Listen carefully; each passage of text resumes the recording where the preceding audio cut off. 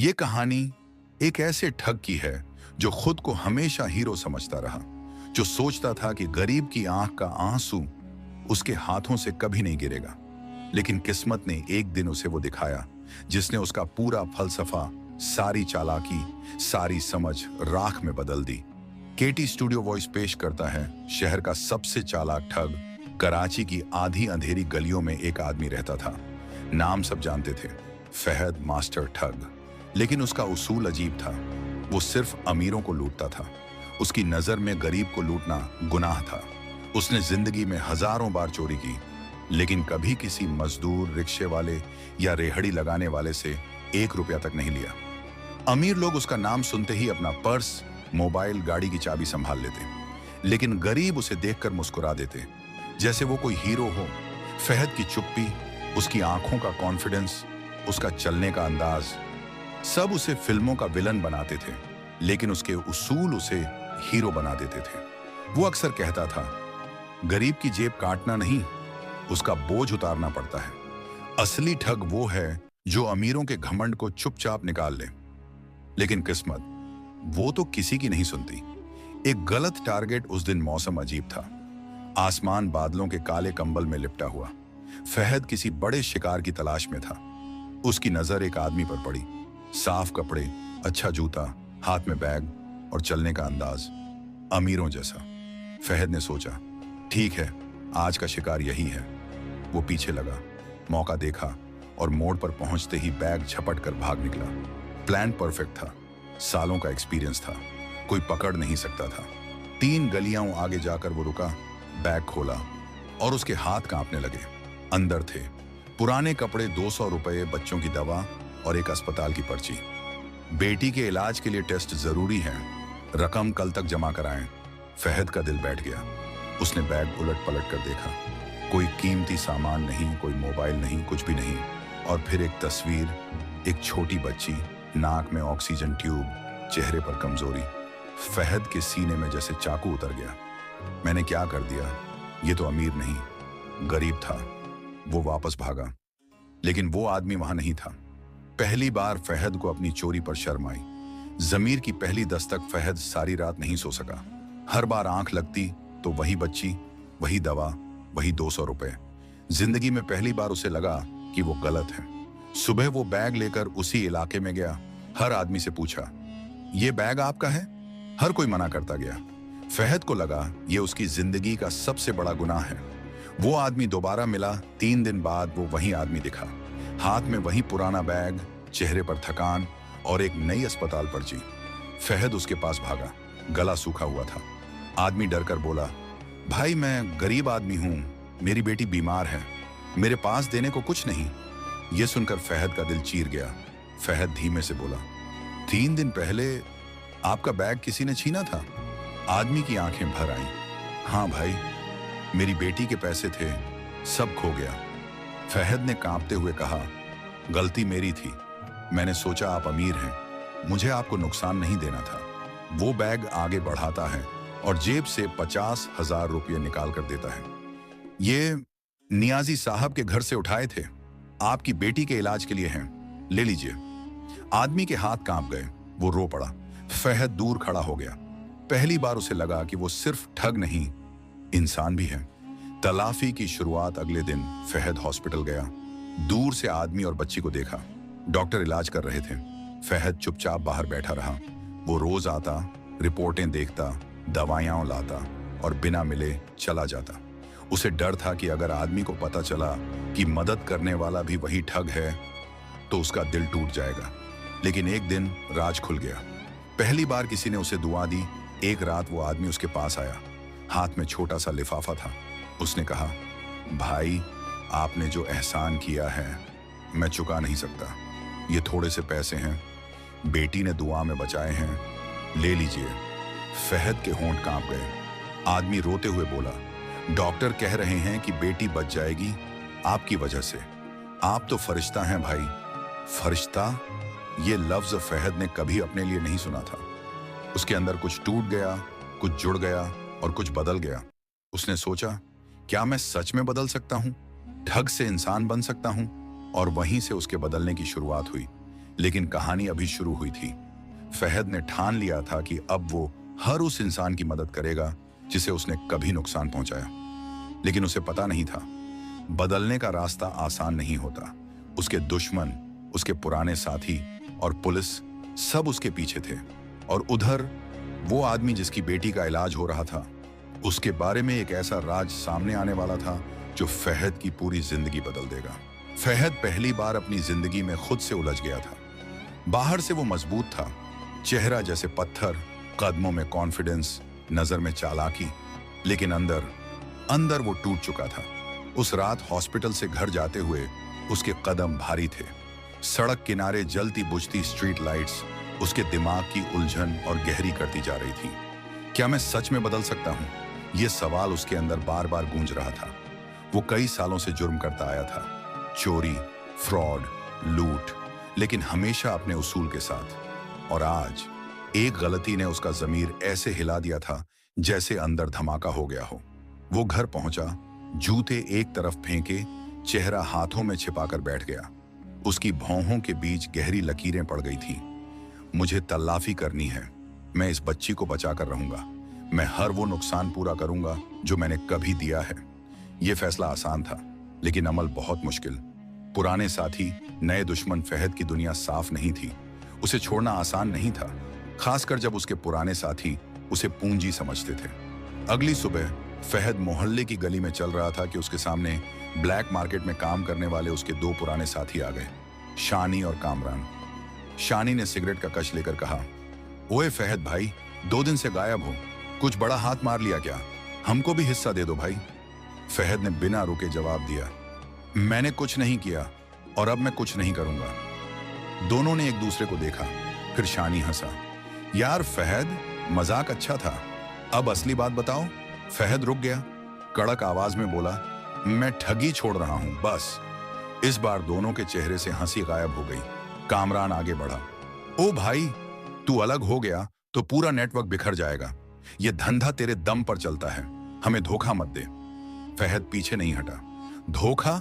धोखा तो मैं अपने उसूलों को दे चुका हूं, अब बस मैं खत्म। और वो चलता बना। पीछे दोनों के चेहरों पर गुस्सा भी था, हैरानी भी और खतरा भी। तलाफी की पहली कोशिश फहद ने तय किया कि वो सिर्फ उस आदमी की मदद नहीं, बल्कि अपने सारे पिछले गुनाहों का हिसाब चुकाएगा। उसने चोरियों की फहरिस्त बनाई, कहां, किससे कितना लिया, किसे क्या नुकसान पहुंचाया, कौन सी चीज उठाई। हर एक चोरी उसकी आंखों के सामने फिल्म की तरह चलने लगी। सबसे पहले उसे एक घर याद आया जहां उसने एक बुजुर्ग औरत के बीमार बेटे के इलाज के पैसे उठाए थे। वो सीधे वहां पहुंचा, दरवाजा खटखटाया। एक कमजोर औरत बाहर आई, बेटा, किसी को ढूंढ रहे हो? फहद ने झूठ बोलना चाहा, लेकिन मुंह से निकला, आंटी, 3 साल पहले आपके घर चोरी हुई थी। औरत ने ठंडी सांस ली, हाँ बेटा, उसी वजह से मेरा बेटा इलाज नहीं करा सका और चला गया।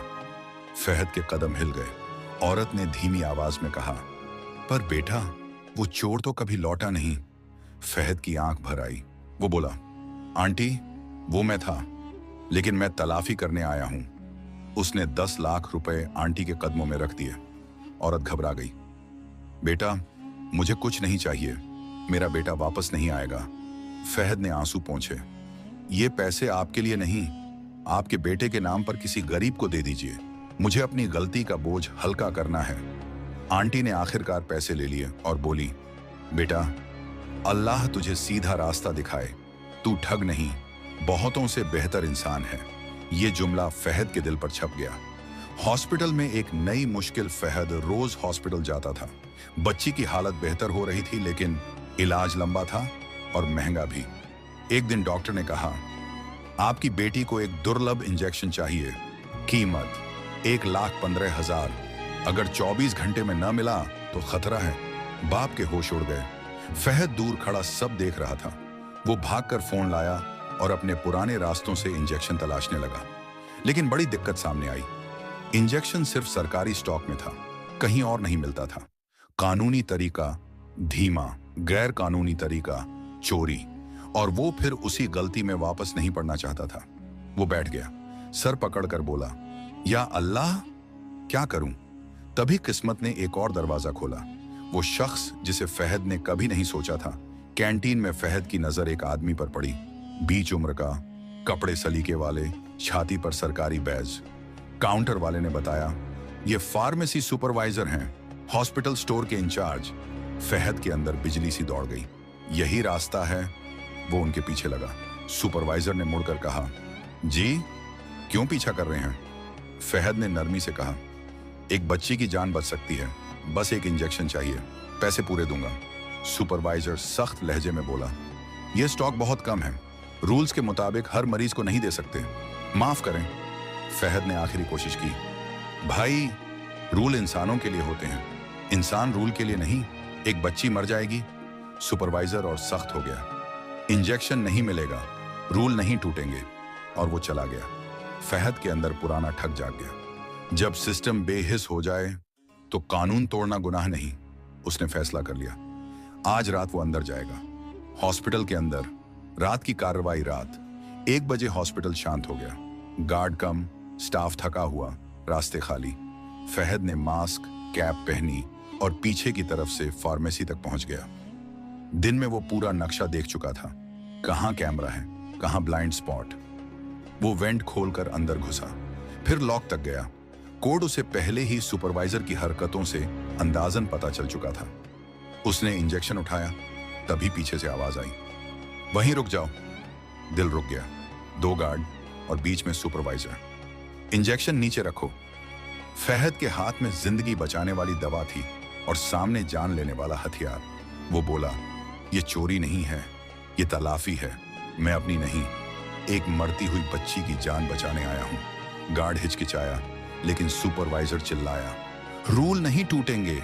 लेकिन उससे पहले फहद ने लाइट बंद कर दी। अंधेरा, हलचल, गार्ड्स की टॉर्च और फहद गायब। वो इंजेक्शन लेकर वापस वेंट से बाहर निकल गया। जिंदगी वापस आई। बच्ची के पिता ने घबराकर पूछा, भाई ये कहां से लाए? फहद बोला, जहां से भी, डॉक्टर को तुरंत दो। डॉक्टर ने इंजेक्शन लगाया और आधे घंटे में बच्ची की सांसें संभलने लगी। मॉनिटर की बीप नॉर्मल होने लगी। डॉक्टर बोला, अगर ये इंजेक्शन देर से मिलता तो हम कुछ नहीं कर पाते। पिता रो पड़ा, भाई आप ना होते तो मेरी बच्ची आज नहीं होती। फहद ने उसे उठाया, मैंने गलती की थी, मैं उसे ठीक कर रहा हूं, बस दुआ करो। पिता ने उसे गले लगा लिया। फहद के लिए यह गले मिलना किसी सजा जैसा था। वो उसी इंसान को आज बचा रहा था जिसे उसने दर्द दिया था। लेकिन बढ़ता हुआ खतरा। जैसे ही फहद वार्ड से निकला, उसने देखा 2 पुलिस वाले हॉस्पिटल में घुस रहे थे। गार्ड तस्वीर दिखा रहा था। इस आदमी, अगर उस बच्ची के बाप को पता चल गया कि बैग छीनने वाला ठग मैं ही हूं, तो क्या होगा? और उसी वक्त एक ऐसी सच्चाई उसके सामने आने वाली थी जो उसकी पूरी जिंदगी उलट कर रख देगी। वो सच्चाई जिसका रिश्ता उस बच्ची के बाप से था। रात धीरे धीरे कराची की सड़कों पर फैल रही थी। बारिश कई घंटे पहले रुक चुकी थी, लेकिन उसकी नमी अब भी हवा में घुली हुई थी। गली के मोड़ पर लटका पीला सा बल्ब हल्की हल्की कांप रहा था, जैसे वो भी इस शहर का बोझ उठाते उठाते थक चुका हो। अली उसी गली में दाखिल हुआ, वही गली जहां उसने उस बूढ़ी औरत को देखा था। वो लम्हा जो उसकी जिंदगी को 2 हिस्सों में बांट चुका था। अब उसके अंदर 2 अली रहते थे। एक वो ठग जो अमीरों को लूट कर ठहाका लगाता था, और दूसरा वो इंसान जो एक गरीब के आंसू देखकर टूट जाता था। गली आज भी शांत थी, लेकिन उस शांति में एक अजीब सी कहानी दबी थी, जैसे दीवारें भी उसका दर्द सुन रही हों। अली एक पुराने खंभे के सहारे रुक गया, आंखें बंद की और यादें उस पर टूट पड़ी।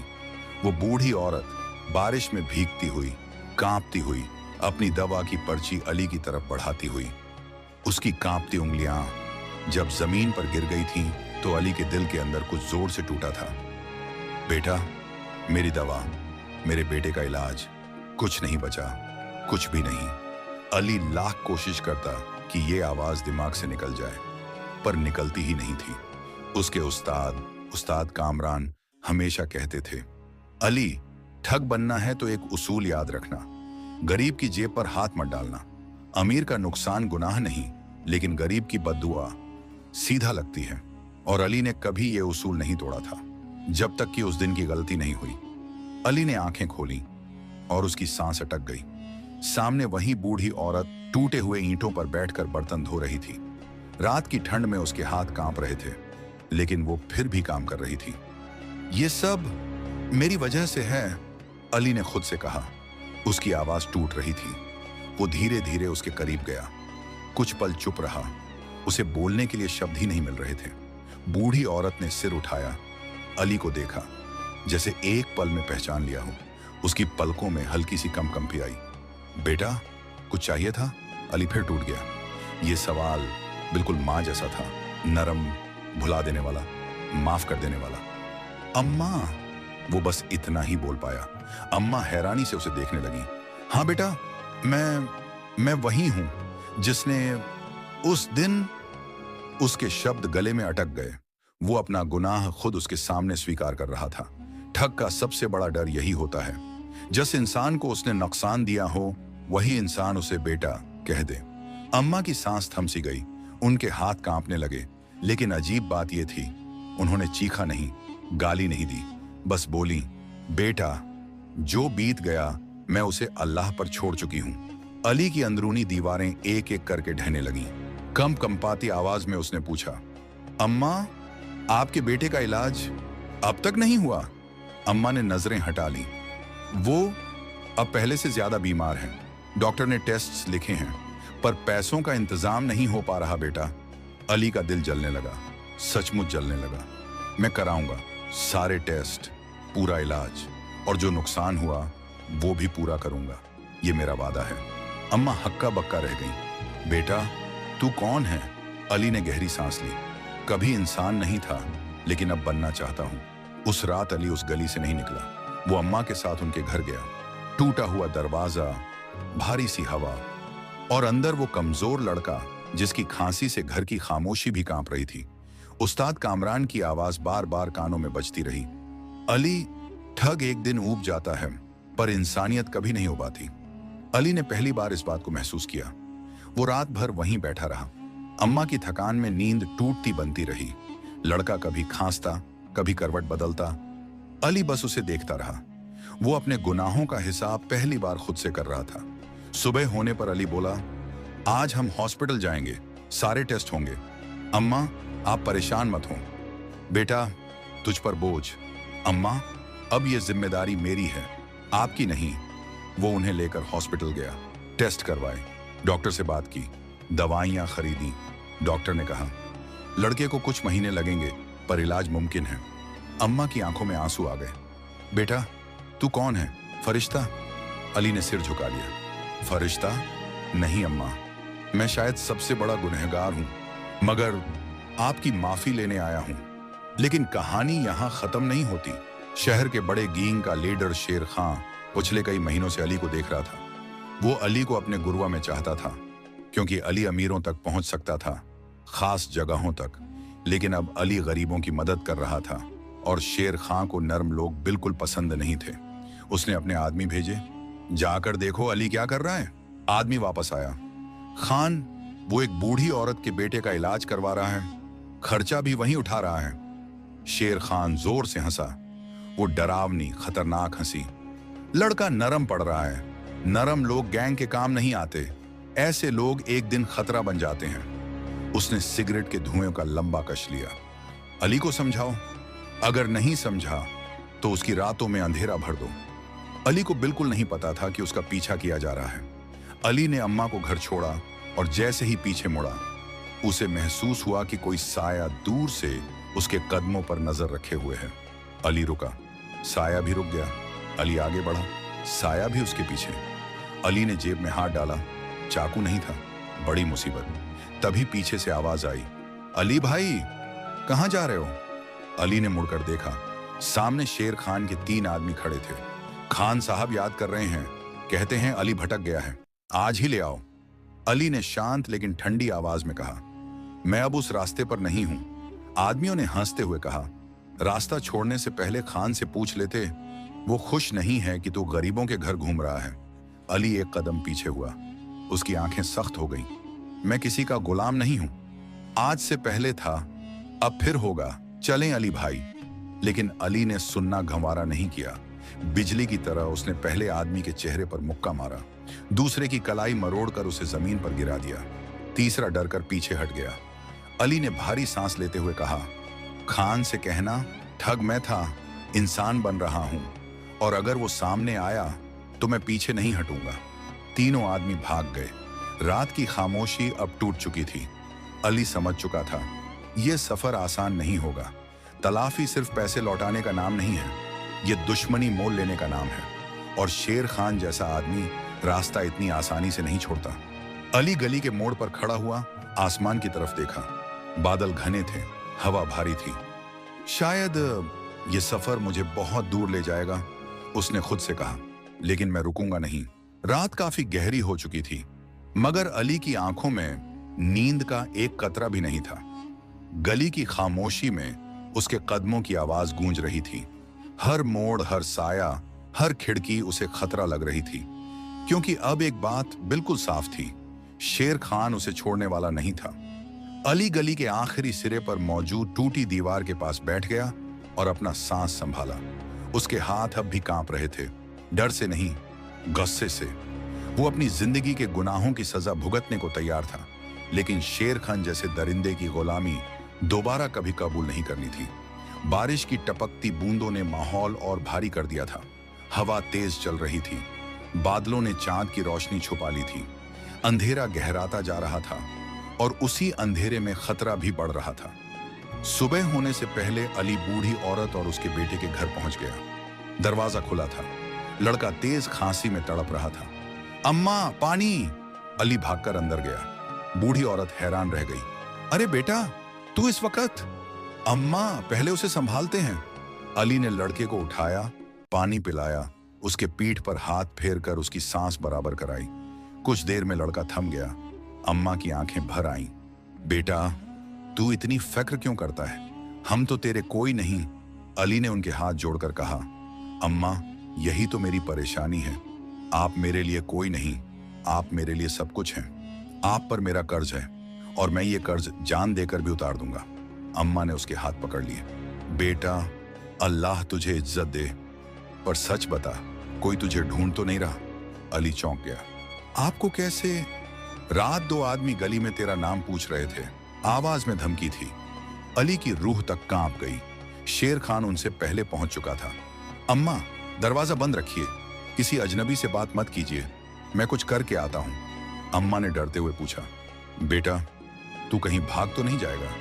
अली ने रुक कर कहा, अगर भागना होता तो यहां आता ही क्यों? मैं वापस आऊंगा अम्मा, आपको छोड़कर कहीं नहीं जाऊंगा। अली जानता था कि अब बचने का एक ही रास्ता है, शेर खान के गिरोह के अंदर जाकर असल खतरे को समझना। सीधा मुकाबला वो जानता था। अब दिमाग की लड़ाई भी लड़नी थी। वो उस जगह पहुंचा जहां शेरों का अड्डा था। एक पुराना गोदाम, बाहर 2 गुंडे पहरा दे रहे थे। अली ने चलते चलते एक पत्थर उठाया और दूर फेंक दिया। दोनों पहरेदार आवाज पर उधर भागे। अली चुपके से अंदर घुस गया। गोदाम में अजीब सी बदबूदार खामोशी थी। पुराने ड्रम, लकड़ी के बक्से, टूटी कुर्सियां और कोने में एक चमकती हुई टेबल जिस पर शेर खान का सिगार रखा था। अली समझ गया, जो आदमी सिगार को सोने की दवात में रखता हो वो मामूली दुश्मन नहीं होता। अचानक एक दरवाजा खुला। अली झट से ड्रम के पीछे छिप गया। अंदर शेर खान दाखिल हुआ। काला कोट, मोटी चैन और आंखों में वहशत। शिकार कमजोर पड़ चुका है। वो हंसा। अब उसे तोड़ना आसान होगा। उसने अपने आदमियों से पूछा, अली कहाँ है? अब तक क्यों नहीं मिला? मुझे पसंद नहीं कि कोई मुझसे भागे, और मुझे ये भी पसंद नहीं कि कोई गरीबों के लिए दिल भर ले। दिल वाले लोग खतरनाक होते हैं।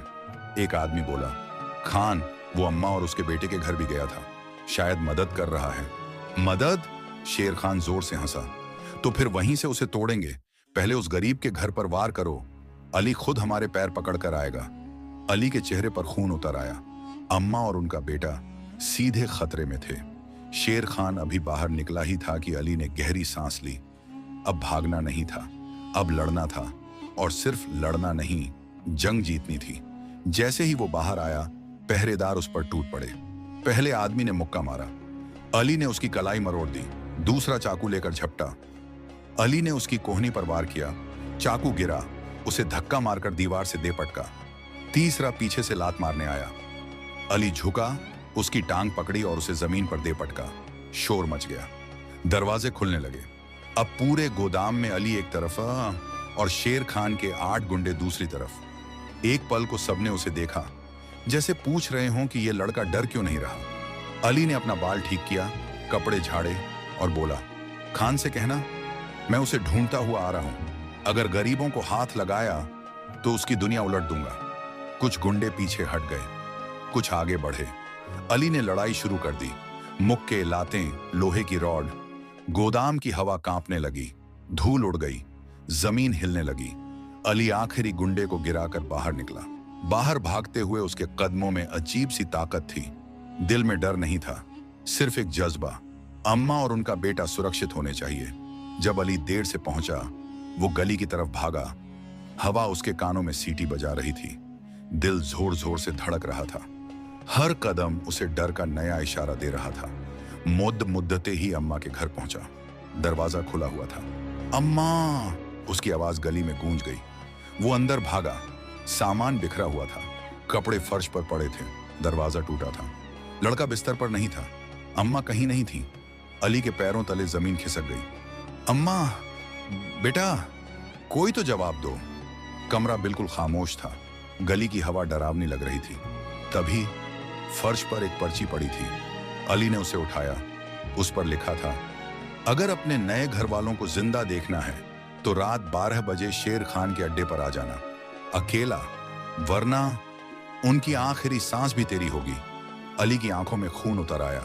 खान, अब ये जंग खत्म मैं करूंगा, तू नहीं। रात के 12 बजने में अभी 3 घंटे थे, लेकिन अली के अंदर घड़ी बहुत तेज चल रही थी। हर लम्हा उसके अंदर एक धड़कन की तरह गूंज रहा था। अम्मा और उनका बेटा ना जाने शेर खान के आदमियों के रहम पर थे या सजा पर। वो गली जहां 3 दिन पहले वो एक अजनबी था, आज वही उसकी पूरी दुनिया बन चुकी थी। और इस दुनिया को बचाने के लिए उसे अंधेरे के दिल में उतरना था। अली टूटी हुई मेज के सहारे बैठा और पर्ची फिर से देखी। उसमें सिर्फ खतरा नहीं लिखा था, दहशत लिखी थी। अकेला आना, वरना दोनों मर जाएंगे। अली ने पर्ची को कसकर मरोड़ा, दांत भींच लिए। खान, मैं आ रहा हूं, लेकिन हाथ बांध कर नहीं। अली ने अपना पुराना बैग निकाला, जो वो सालों से इस्तेमाल नहीं कर रहा था। उसमें पुराने औजार रखे थे, चाकू, कुछ धात के टूल्स, एक टॉर्च, लोहे की रॉड, जो एक वक्त में उसका रोजगार थे। वो सब निकालकर जमीन पर रखे, फिर एक एक को गौर से देखा। कभी इन्हीं से लोगों को नुकसान पहुंचाया था, वो खुद से बोला। आज इन्हीं से एक घर बचाऊंगा। कमर कसने के बाद वो टूटे आईने के सामने खड़ा हुआ। आईने में वही चेहरा था, सख्त, नुकीला, खतरनाक, लेकिन आंखों में वो सख्ती नहीं थी जो पहले देखा करती थी। आज उनमें आग थी, तड़प थी, इंसानियत थी। अली ने काला जैकेट पहना, बाल पीछे की, स्कार्फ बांधा और हल्के से बोला, अब आएगा वो अली जो कभी मर गया था। अली अड्डे की तरफ बढ़ रहा था। सड़क पर गाड़ियां कम थीं। दूर कहीं कुत्तों के भौंकने की आवाज आ रही थी। शहर की हर गली आज उससे एक ही सवाल पूछ रही थी, क्या वो ये जंग जीत पाएगा? लेकिन उसके कदम नहीं रुके, दिल नहीं डगमगाया, सांस नहीं डरी। हल्की बारिश फिर शुरू हो गई, जैसे आसमान भी आने वाली रात को जानता हो। एक बच्चा दूर से उसे देख रहा था। भाई, कहां जा रहे हो? अली ने पलटकर कहा, इंसान बनने। बेटा, दुआ करना कामयाब हो जाऊं। बच्चा मुस्कुरा दिया और अली आगे बढ़ गया। अली पुराने इंडस्ट्रियल एरिया में पहुंचा। यह जगह हमेशा बदनाम रही थी। शेर खान का गोदाम, जर्जर फैक्ट्रियां, अंधेरी खिड़कियां, सब कुछ खतरे की गवाही दे रहा था। दूरी से उसने देखा, गोदाम के बाहर 4 आदमी बंदूकों के साथ पहरा दे रहे थे। एक पल को उसे डर लगा, पर उसने दिल मजबूत किया। मैं आ गया हूं अम्मा, आपके लिए। वो दीवार के पीछे से झुककर आगे बढ़ा, एक पत्थर उठाकर दूर फेंका। 2 पहरेदार आवाज की तरफ भागे। अली ने एक को पीछे से दबोचा, उसकी बंदूक छीनी और उसे दीवार के पीछे घसीट लिया। दूसरा मुड़ा, अली ने उसे धक्का देकर जमीन पर गिराया और बेहोश कर दिया। अब 2 बचे थे। वो सतर्क हो चुके थे। अली, बाहर आ जा, हम तुझे ढूंढ ही रहे थे, एक ने चिल्लाकर कहा। अली ने जवाब नहीं दिया। वो साए की तरह पीछे से आया और एक का हथियार छीन लिया। दूसरा गोली चलाने वाला था। अली ने उसकी कलाई पर रॉड मारी, गोली नहीं चली। अली ने उसे पकड़कर गोदाम के शीशे से अंदर फेंक दिया। आखिरी पहरेदार कांप रहा था। भाई, हमें छोड़ दो। अली उसके पास गया, धीरे से बोला, मैं गरीबों पर हाथ नहीं उठाता, जगह छोड़ दो, नहीं तो खान के साथ तुम्हारा भी बुरा अंजाम होगा। वो भाग गया। गोदाम के अंदर कम रोशनी, टूटे बल्ब, धुआं, हिलते पंखे और बीच में एक कुर्सी। उस पर अम्मा बंधी हुई थी। उनका मुंह कपड़े से बंद था, आंखों में भय था। अम्मा! अली ने कदम आगे बढ़ाया। तालियों की आवाज गूंजी। शाबाश अली! आवाज अंधेरों से आई। तू सचमुच आ गया? शेर खान साए से बाहर निकला। 7 आदमी उसके साथ थे। उसके हाथ में चाकू था, आंखों में वहशत। तू मेरे खिलाफ हो गया? याद रख, मेरे खिलाफ जाने वाले हमेशा मर जाते हैं। अली ने बीच में ही काट दिया। खान, आज कोई और मरेगा, मैं नहीं। खान हंसा। तू पागल है, ठग लोग हीरो नहीं बनते। अली आगे बढ़ा। ठग था, अब इंसान हूं, और इंसान अपने लोगों के लिए मर जाए तब भी नहीं डरता। खान ने बंदूक उठाई। तो आज तेरी कहानी खत्म। लड़ाई शुरू। 7 आदमी अली पर टूट पड़े। पहला मुक्का अली ने रोका, घुमाया, उसे पीछे फेंका। दूसरा चाकू लेकर आया। अली ने कलाई पकड़ी, उसे घुमाकर दीवार से टकरा दिया। लोहे की रॉड चली। अली झुका, रॉड दीवार में लगी। उसने वार करके उसे धराशायी कर दिया। 3 आदमी एक साथ। अली ने एक को धक्का दिया, दूसरे को कोहनी मारी, तीसरे को टांग से गिरा दिया। खान चिल्ला उठा, एक आदमी से हार रहे हो तुम लोग? अली ने एक को उठाकर फर्श पर पटका। पसीना बह रहा था, सांस भारी, लेकिन दिल पत्थर की तरह मजबूत। आखिर में अली के सामने सिर्फ खान बचा। खान ने बंदूक उठाई। अब खत्म। अम्मा ने कुर्सी गिरा दी। आवाज से खान की नजर हट गई। अली छलांग लगाकर उस पर टूट पड़ा। दोनों गिरे, बंदूक छूट गई। खान ने अली की गर्दन पकड़ी। अली ने कोहनी उसकी पसली पर मारी। खान चिल्लाया। अली ने घुटना मारा। खान लड़खड़ा गया। खान ने चाकू निकाला। अली ने उसका हाथ पकड़ा। दोनों उलझते हुए दीवार की जंजीरों तक पहुंच गए। फिर अली का एक जोरदार घूंसा। खान जमीन पर, चाकू अली के हाथ में। खान कांप रहा था। मार दे, हिम्मत है तो मार दे। अली ने चाकू उसके गले तक ले जाकर रोका। आंखें लाल, सांस भारी। फिर उसने चाकू फेंक दिया।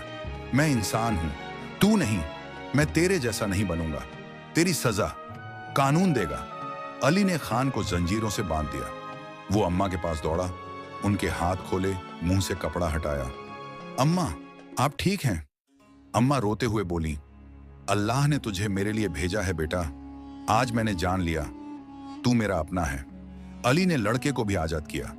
वो कमजोर था लेकिन सुरक्षित। अली ने दोनों को सीने से लगा लिया। अब सब ठीक होगा अम्मा, अब कोई आपको छू भी नहीं सकेगा। सुबह की पहली रोशनी ने शहर के भारी आसमान को चीर दिया। गली कूंचों में सन्नाटा था, लेकिन अली के दिल की धड़कन अभी तक तेज चल रही थी। उसे पता था कि शेर खान सिर्फ एक आदमी नहीं था, उसके पीछे पूरा गैंग था, और बदले की आग भी। अम्मा और उनका बेटा घर के अंदर सुरक्षित थे। लड़का कमजोर था, लेकिन उसकी आंखों में उम्मीद की एक किरण चमक रही थी। अम्मा बार बार अली की तरफ देखकर शुक्रिया अदा कर रही थी। बेटा, तू सच में हमारा फरिश्ता बन गया, अम्मा ने कहा। अली हल्का सा मुस्कुराया। फरिश्ता नहीं अम्मा, मैं बस वो हूं जिसने अपनी गलती का हिसाब ठीक करने का फैसला किया, और आज मैं इंसान बन गया हूं। शहर की खामोशी में अचानक तेज शोर उठने लगा। शेर खान जिंदा था, और वो गुस्से से भरा हुआ अपनी बाकी फौज लेकर वापस लौट आया था। अली, तूने मुझे जमीन पर गिराया, लेकिन मैं अभी भी जिंदा हूं, और आज मैं तुझे तबाह करके ही जाऊंगा। गुदाम उसकी दहाड़ से कांप उठा। अली ने मन ही मन कहा, यह आखिरी मुकाबला है, अब या तो इंसान जीतेगा या बदला। शेर खान और अली की लड़ाई से पूरा गोडाउन हिल उठा। घूंसे, लातें, मुक्के, बंदूकें, लेकिन अली का जज्बा, उसकी इंसानियत शेर खान की बेरहमी से कहीं ज्यादा मजबूत थी। अली ने अपनी समझदारी और पुराने तजुर्बे से खान के हर वार का जवाब दिया। आखिरकार खान थककर जमीन पर गिर पड़ा। मार दे, अगर हिम्मत है तो, खान कराहते हुए बोला। अली ने गहरी सांस ली, आंखों में गुस्सा, दिल में इंसाफ। चाकू उसके हाथ में आया, लेकिन उसने उसे तुरंत जमीन पर फेंक दिया। मैं इंसान हूं, और इंसान सिर्फ बदला लेने वाला नहीं होता। मैं तुझ जैसे लोगों को माफ नहीं करता, मैं तुम्हें कानून के हवाले करता हूं। पुलिस आ गई। शेर खान और उसका पूरा गैंग गिरफ्तार कर लिया गया। शहर की गली कूचों में फिर से सुकून लौट आया। अली अम्मा और लड़के को लेकर घर पहुंचा। अम्मा ने उसे गले लगाते हुए कहा, बेटा, आज तूने हमें सिर्फ बचाया ही नहीं, तूने अपने अंदर की इंसानियत को भी बचाया है। लड़के ने अली की तरफ देखा। भाई, तुम सच में सुपर हीरो हो।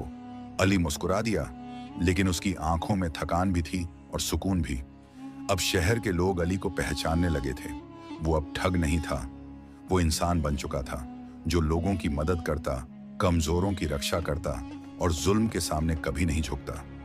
आज भी शहर की गलियों में अली की कहानी सुनाई जाती है, एक ठग जो इंसान बन गया।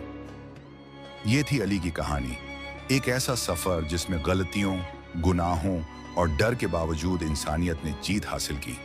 अगर आपको ये कहानी पसंद आई हो तो लाइक और सब्सक्राइब करना ना भूलें।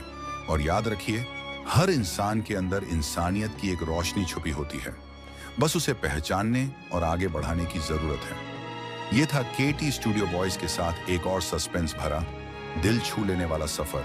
जल्द मिलेंगे एक नई कहानी के साथ। शुक्रिया।